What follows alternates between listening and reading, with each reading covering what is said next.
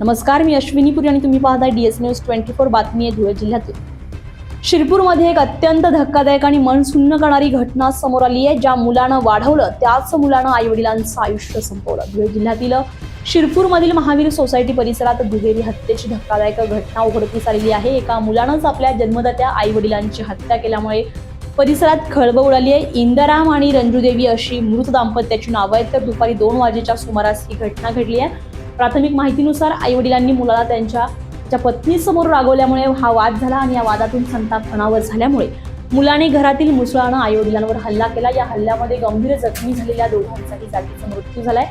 घटनेनंतर आरोपी मुलानं पळून जाण्याचा प्रयत्न केला, मात्र नागरिकांनी तात्काळ धाव घेत त्याला पकडून पोलिसांच्या ताब्यात दिलंय। विशेष म्हणजे हेच दाम्पत्य काही तासांपूर्वी आपल्या मुलीचं लग्न पार पाडून आनंदानं घरी परतलेलं होतं, पण काही क्षणातच त्या घरातील आनंदाचं रूपांतर शोकांतिकेत झालंय। तर या प्रकरणी शिरपूर पोलिसांनी आरोपी मुलाला ताब्यात घेतलंय, तर पुढील तपास सुरू आहे। दरम्यान या घटनेमुळे परिसरात हळहळ व्यक्त केली जाते।